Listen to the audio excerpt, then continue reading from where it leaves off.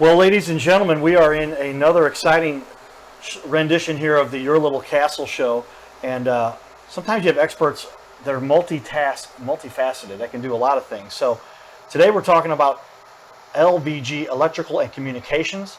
They do a little bit of everything: solar, electrical, communications. Those are the three primary. And we're going to share with you some of their expertise because when you get somebody who can cover all three of those areas, and they're kind of tied together, that's why you guys have decided to get into that. Tell me, why did you guys decide to get into these three coagulated, is that my big word of the day, businesses that kind of work together and to help our little community here? Yeah, absolutely. Well, thanks for having us, Carter. We got into this back in 2006, I should say I started back in 2006 and really enjoyed the industry. And I also joined the military in 2009 and was able to be an MP and do a deployment in Iraq. And I came back and decided, hey, that's not what I want to do. I don't want to be an MP in the Army anymore. I want to go back to what I was doing and figure out how things think. And as technology was progressing, the industry was progressing. So it was a constant change as far as the electrical industry went, and constant technology changes. Well, you get some exposure to the different technical industries serving in our military. Thank you again for your service. And just pretty neat, some of the high-tech stuff you get to develop. Is that where your first interest kind of came about? Yeah, we started in the security side of things, and eventually added electrical and solar to our services. Okay. And well, tell me then, Ashley, why did you decide to join in with this? I mean, this is your husband obviously taking on this adventure, and you're saying, I think I want to do this. We just decided to start the business, and I would do the admin work, like scheduling and call people. And so as we went along with the business, I just learned more about it, but I enjoy it now. I never said I said I would never sit behind a desk, but here I am. Well, sitting behind a desk sometimes can make life a little easier. I did the cubicle thing for a long time, but you guys get to get out there and participate in the community a little bit. You're working on houses and businesses and a lot of the important stuff that we need to be efficient, have security, and have the electricity. Boy, would our country be a different world if we didn't have electricity, right? Oh, absolutely. And so it makes a big difference in our little world here. Well, tell me, as we talk about this a little more, what was the path that really led you here? You talked about that a little bit, but as you got into it then, did you decide, okay, I got to go get, is there any kind of certifications, or where did you get your background that really helped lead you to where you decided to do this full time? Well, long story short, the day after I graduated early from high school, I got offered a job in Charlotte, North Carolina to install security systems, which, being in a small town of Smithton, Illinois, was very, very interesting to me to sit there and travel and go do work outside of this small town that I grew up in. So I got offered a position there. I worked there, and then from there I progressively took it on and worked in different cities and absolutely enjoyed it. Well, there's a techie nerdy kind of, if I can say that, I'm in this category too a little bit, I like to believe. But when you get to really manage the way that things flow behind the scenes, right? Oh, yeah. Electrical thing going on. You can see our studio here. We get kind of a crazy techie world here too, but there's a lot more that goes on behind the scenes that most people don't realize, and especially when you start talking about electricity. Oh, absolutely. Right? Yeah. If you don't have electricity, that's what I was alluding to earlier, bad things happen when the electricity is not working. And so it's critical that you have that done correctly. You've also probably seen, have you walked into a job where you're like, holy cow, who wired this? Supplies the place hasn't burned down yet. Every time we go out to eat, I'm looking at the ceiling, I'm like, hey, why'd they hang it like this? Or, why is this camera over here? Right. Constantly. Okay. Well, with that, I'll give a shout out. We do have some great sponsors that do some wonderful things in our community. So give a shout out to Carroll House Furniture. Carroll House has been around in our community, as most people know, for a long time. And so we always want to give a shout out to them and their sponsorship. Brooke and Amy there, because you like nice things in your little castle. And then also I've got my mortgage license. A lot of people do know that as part of the impetus behind the show here. And as we continue, we like to help make sure people have a nice place to live. With that, let's put on the walls behind us. You guys have a dynamite looking new website that you upgraded to recently. And then we've got your Facebook page. And so we scroll down on the website a little bit. I'm going to put that back at the top of your page there because you get that cool slider going across there. Looks pretty cool on the TV wall here. You install TV walls too, as you said. Yeah, That's we'll do it in restaurants, put menus up, menu boards up, and what have you. cool. All right. Well, then, what is it about your passion? What from your background? What passion led to this? Is it something as a child you were really interested in, or is it something you decided that I just want to try something different, or where'd that go? Mainly it was just learning how things tick and how things break, obviously, and in this industry, the technology has changed so much every decade. I mean, you go from a hardwired security system to a wireless security system. That technology wasn't very present back in 2006 when we started. So, running wire to a finished house with finished walls, and you had to get creative with that. But luckily, the industry kind of changed to wireless, so we get to figure that out, and hardwired cameras, and escalate there to commercial businesses. As far as a $50 camera to a $4,000 camera, Wow. So I've seen that some of the cameras out there. I was looking around the other day. I saw a $29,000 camera. Yeah. For surveillance. Is that something that people get? Probably a thermal imaging camera. And a zoom all. Okay. Yeah. Gotcha. Thermal imaging. There we go. So we can see the people in the dark and see what they're doing. Oh yeah. Ashley, tell me, why did you? Obviously, you had to decide to support this or not, and you got in on it. And so, what's the path been like for you?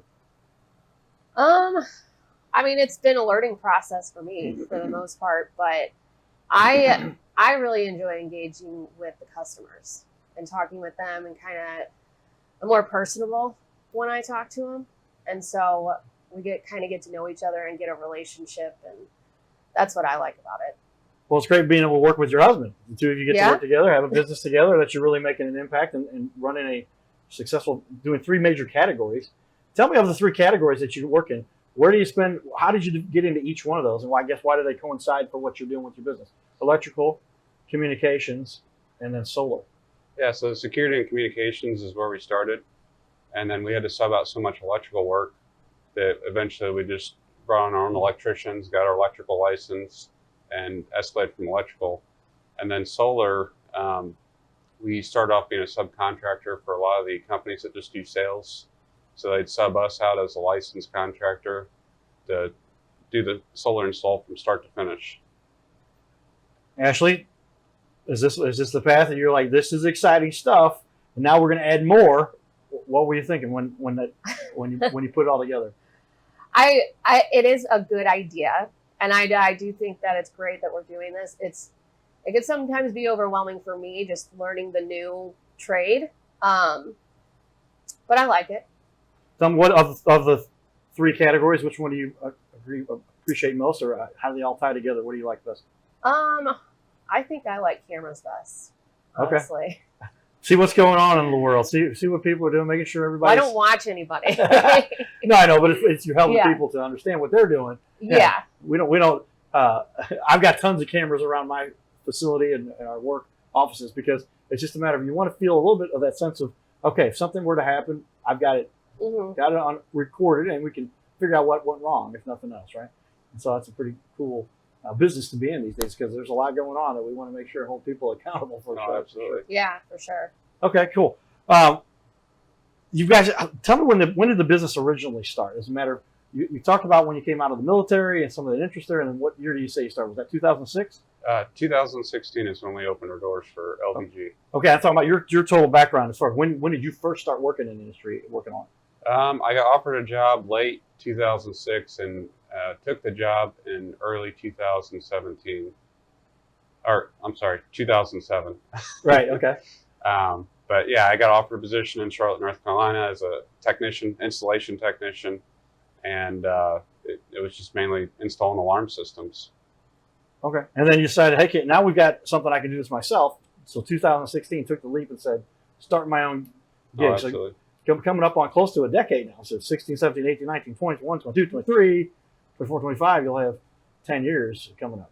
Pretty exciting about that. Ashley, has the path been similar for you? You decided this is what we're going to do? I guess. I mean, he wanted to do it, and I supported him, and I said, okay, let's do it. And you guys have been together how long now? Married 10 years. Yeah. So yeah, almost the whole time you've been in business together. Well, that's pretty exciting too. All right, what is it about your business that fuels your passion for all of this? When you think about it at the end of the day, here's the things we decided to do. What keeps the blood flowing so that you can feel like you're really contributing? Honestly, I love seeing the reviews. I mean, just when our guys, as a team effort, we get a job and from start to finish, the customer's happy, and they'll even call us and tell us how great of a job we did. That we just love that. The feedback from your clients. Ashley, you too? Yeah, Okay. I do. Especially whenever they call and I'm like, and I don't know, it's just great hearing it that we're helping people and making them happy. Yeah. Well, I say sometimes the money's not the most important thing. It's the reward from the providing something that people really need. Oh, We're all absolutely. just creatures on this planet trying to make it happen. And if you can, somebody says thank you. Yeah. Yeah. I mean, we're doing something that we're all passionate about, and when the customer says, "Hey, you guys did a great job," it pays off at the end. Just hear that, and so the employees love hearing that too as well. Well, good. With that, we're going to talk about a couple exciting things you do have on your website and on the internet. The interwebs here now, they've got a lot of information about everybody out there.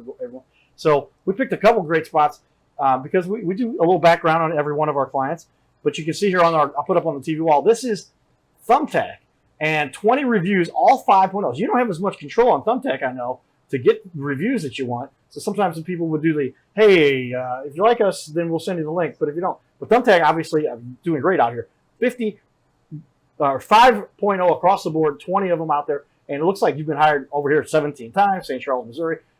Employees, it's got a lot of great information about you guys, where you service, and your history in the community. But given that you've been doing this 8 years, and then you look at some of the other reviews, everywhere else you've got, your reviews are stellar. So let's pop up on the wall for everybody here a little bit more about, here's your Google reviews. So 49 here, 5.0 also. What are you guys doing, man? This is pretty impressive. What do you think the trick is to make this a success that's allowing for those kinds of reviews? Or, we're not micromanaging anything. Like I said, we've been fortunate to find good employees to work with us, and they do an awesome job, and they enjoy what they do. We enjoy what we do, and it just works. Well, with that, I'm going to put up on the wall here just for everybody I'm going to review. I'm going to put you on the spot a little bit. We're going to pick a couple reviews here. But Mike Pikenton, I'm an HOA board member, Wildwood, Missouri. We've used LVG for a few years when security systems needed to be updated, installed, and supported. Ashley, who answers the phones, has always gone above and beyond in communications on our behalf and treated us as a priority, even though we may have been a small customer for them. The technicians that arrive are on time and exceptional. There's a nice review. And I'm going to jump back over here to look at the Thumbtack, because that one to me is, there's not as people give enough attention to the stuff that's going on at Thumbtack. But when you look at all of what you've got going on there, I'm going to grab your first one here. I'm very satisfied overall with LVG Electrical and Communications. I reached out to them for another electrician that flaked out on us. They came out and do a quote within a couple of days of contacting me. I received the quote same day and started a few days later. They arrived promptly at 7 a.m. to do the work. Well, I mean, that's what we're talking about. This is why we put on as an exemplary. We're always looking for the businesses that are the leaders in the community that we can show those kinds of reviews about, because that's the example we want people to set.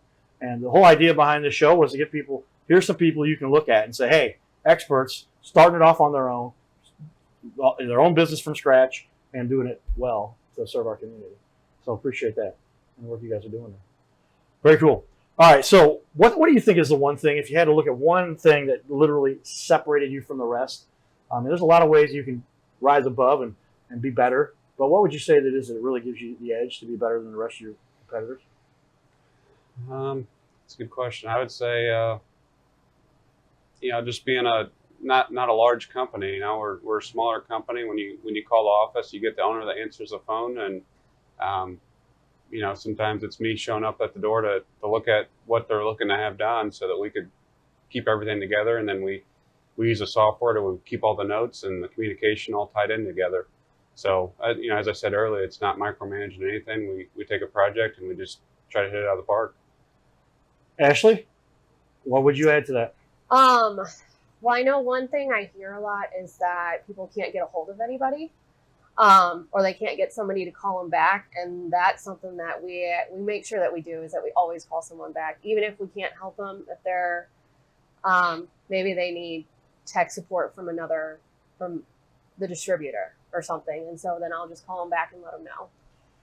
So that's a keynote we talk about all the time. Communication, everybody. Communication can save the world if you would just stay on task. I joke that when I went to college, my degree was in communications. My buddies were becoming lawyers and accountants, and I said, "There's like you're just a communications guy." I'm like, "No, communication is key. So take notes and be on the ball, and have companies that work with you that communicate well. You can circumvent a lot of problems if communication is there. Yeah. Is that true?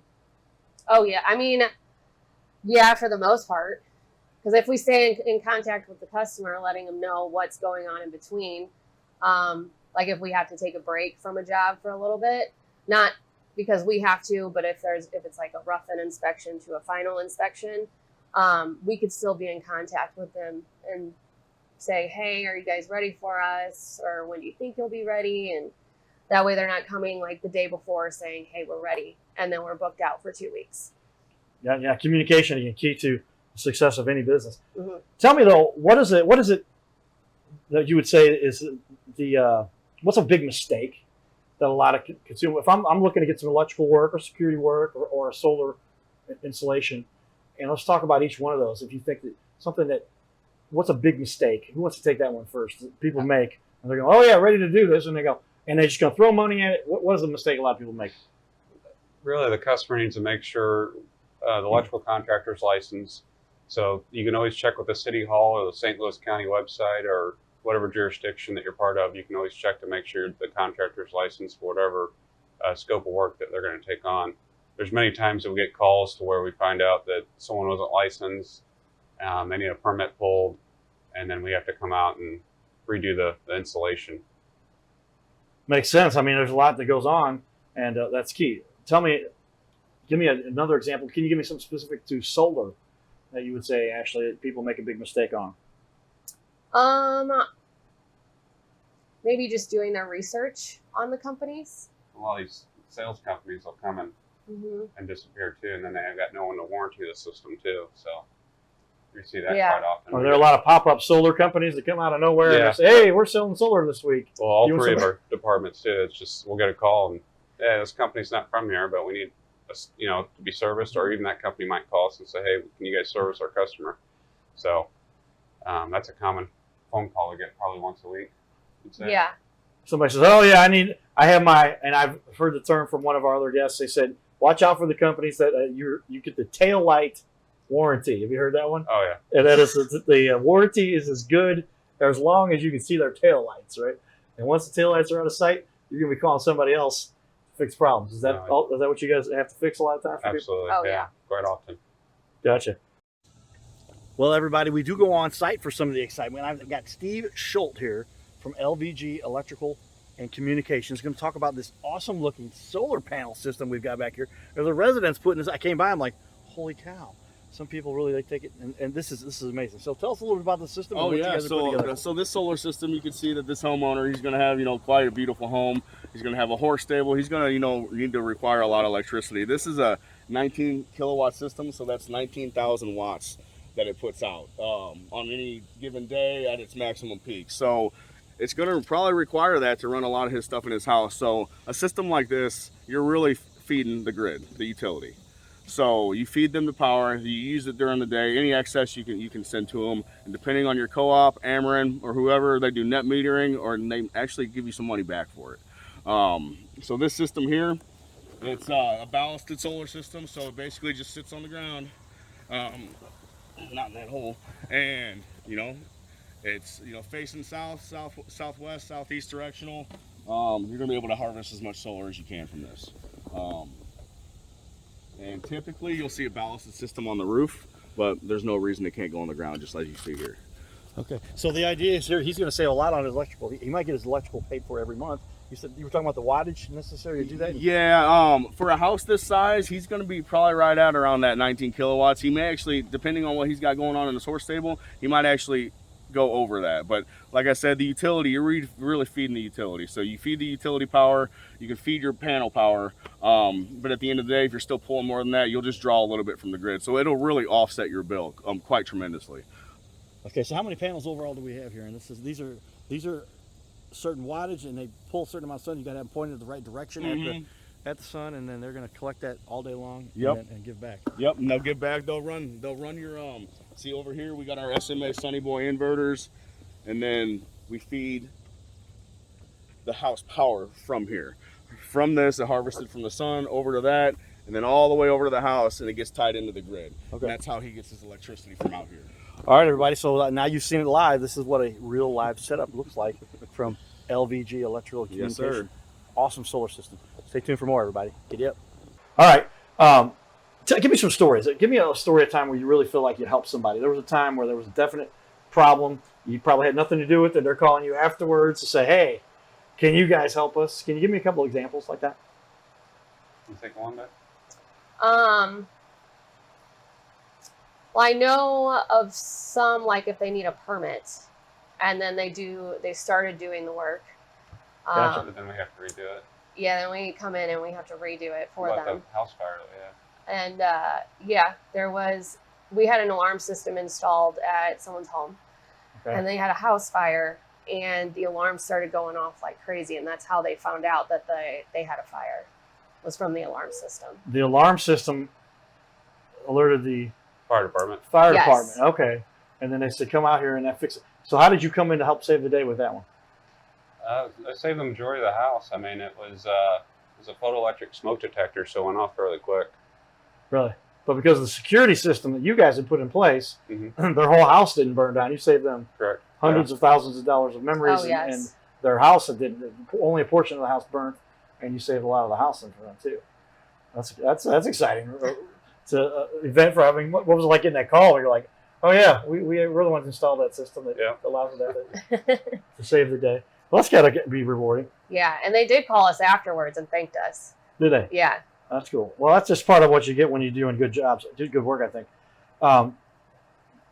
When it boils down to it, though, what do you feel is the biggest need for our community? Do we have enough work out there for people to do, or is there not enough employees to do the work? Where are we at with our current kind of our ecosystem here, if you will? Because when you're handling so many different areas and you're so involved in the housing realm, we're talking about a shortage of housing. And is there too much of a push to build too quickly? And are we getting the job done correctly?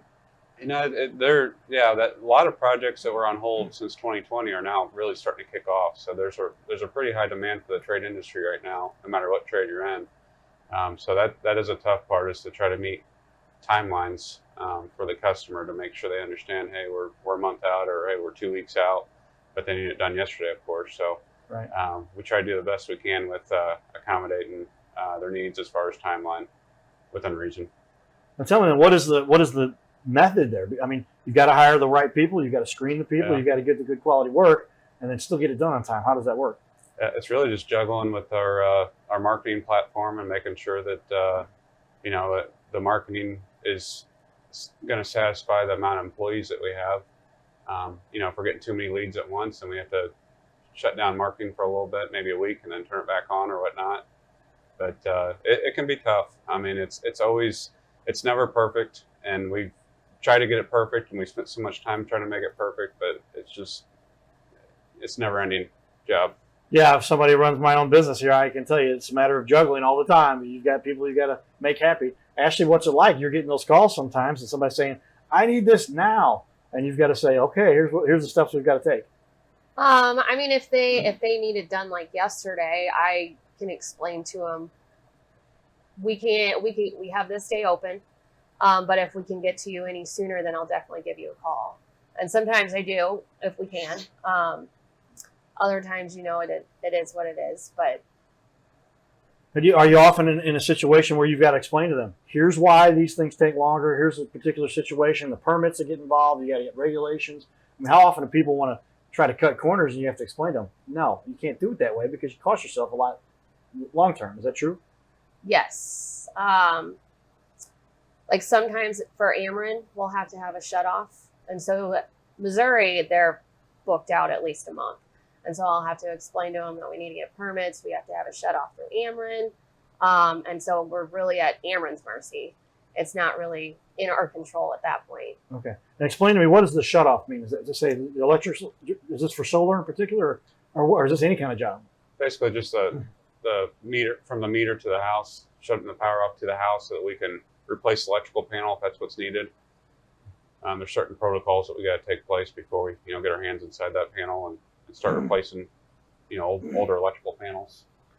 Yeah, that's something where you don't want to shortcut Yeah, the no. system and say, oh, all of a sudden we've got a power issue. What do people do? They have lower amperage, or the fuses aren't, or the, I guess, the what do they call it? The switches that have 10 amp, 15 amp, whatever they are. They don't have enough power now based on what else has been added to the system, and they need to be upgraded, and that could cause a fire. What kind of problems does that cause? Yeah, I mean, there's a lot of times that, someone casual electrical upgrade would be a panel upgrade for like 100 amp to a 200 amp upgrade. So that's more of a common scenario where we got to have a shut off. In cases where we're doing solar as well too, if we got to feed power back into the grid, we've got to hook it, we got to put a tap box in and feed that power directly back into the meter. We got to have a shut off for that too as well. But those are probably the two more common scenarios that we have shut offs. She schedules them, so she'd probably know more than I would about how often we see them. But yeah, It's more in Illinois. Missouri, it's not as often in Missouri, but Missouri is the one that's far out. Illinois, I can usually get it a little quicker. Well, with that, everybody, we're close to the first interview. We've got 2 half-hour shows we're doing here today with our experts in the studio, because LVG, electrical and communication, with some expertise in solar, they're obviously making movers and shakers in our community. We're going to go on site to a couple of their locations. We're going to see your solar facility and your electrical facility. I guess, are they tied together with the communications? They all work together. Yep. And we'll be doing an on-site interview there, so be ready to still that. We're going to edit that in here accordingly. But as you can see, the whole system has to be a well-oiled machine, as they say. There's many things that go. The next question here, as we finish up this first half hour, somebody decides, yep, want to work with these guys. What's the process for them to start to work with you guys? Well, we have them sign the quote, which then gets sent back to me, and then I can create a job. I'll talk to whichever manager it is for, whether it's solar, low voltage, or electrical. Make sure we have the parts, get those parts in, and then once that's in, then I can call and schedule. Or if I need a permit or shut off, or just making sure everything's in line to be able to start the job. How long does it take? I guess it depends on the size of the job, how long it takes to coordinate and say, okay, we can start this job in 2 weeks, 2 months, half a year from now. How does that work out? Well, solar's different because we have to have a structural and electrical engineer involved with that before we put anything on the roof. There's so much weight that a structural engineer is going to say, hey, yeah, you can put 50 panels up there, or 10 panels. Well, there you go, ladies and gentlemen. Again, great to have experts on our show here. When you've got people that really know what they're doing. LVG, Electrical and Communications. We've got Ashley and her husband Jonathan here, really experts that make this stuff happen. So stay tuned for more. We're going to have a lot more information here. We've got another half hour. We're going to have a discussion here to talk about more in depth behind the scenes, show a little bit more about what goes on, and more information, great stuff for you guys. Stay tuned for that as we continue, and we're going to get some more insight from these experts, everybody. All right, stay tuned, everyone. Giddy up.